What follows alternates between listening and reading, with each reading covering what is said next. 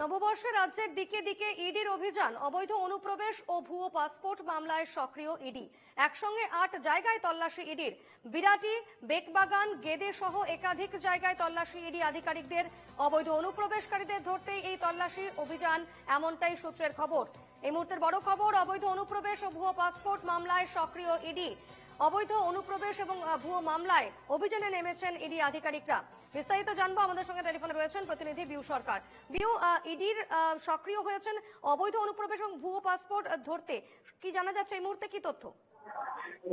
একদিন দেখো, বাংলা নববর্ষের প্রথম দিন থেকে সক্রিয় কেন্দ্রীয় তদন্তকারী সংস্থা ইডি মঙ্গলবার সপ্তাহে রাজ্যের বিভিন্ন জায়গায় হানা দিয়ে পুরোদমে শুরু হলো তল্লাশি অভিযান।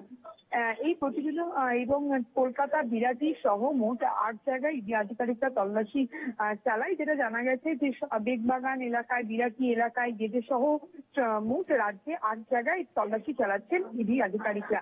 অবৈধ অনুপ্রবেশকারীদের ধরতেই এই তল্লাশি অভিযান, এমনটাই জানা গিয়েছে। এবং গত বছরের শেষে ভুয়ো নথি দাখিল করে পাসপোর্ট তৈরির বিষয়টি প্রথম প্রকাশ্যে আসে এবং আঞ্চলিক পাসপোর্ট অফিসের দেওয়া তথ্যের ভিত্তিতে তদন্তে নেমে প্রাথমিকভাবে পাসপোর্ট তৈরির একটি চক্রের কথা জানতে পারে কলকাতা পুলিশ।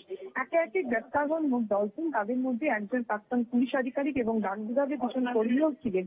এরপরেই জানা যায় রাজ্য জুড়ে এই চক্রের উপস্থিতি রয়েছে। গত মাসের ওই মামলায় চার্জশিট জমা দেয় ভবানীপুর পুলিশ। তাতেই বলা হয় ওই চক্রের সঙ্গে জড়িত মোট অভিযুক্তের সংখ্যা প্রায় 130 জন। এর মধ্যে 120 জনই বাংলাদেশি নাগরিক, যার নথি জাল করে পাসপোর্টের জন্য আবেদন করেছিলেন। এদের মধ্যে কয়েকজনের বিরুদ্ধে লুকআউট নোটিশও জারি করেছিল কলকাতা পুলিশ। তারপরে তদন্ত ভার নেয় ইডি আধিকারিকরা এবং ওই মামলা তদন্তেই এবার সক্রিয় হলো কেন্দ্রীয় তদন্তকারী সংস্থা। ধন্যবাদ।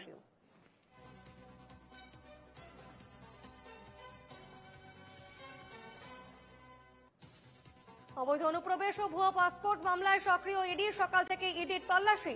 একসঙ্গে ৮ জায়গায় তল্লাশি ইডির। অবৈধ অনুপ্রবেশকারীদের ধরতেই এই তল্লাশি, এমনটাই জানা যাচ্ছে সূত্র মারফত।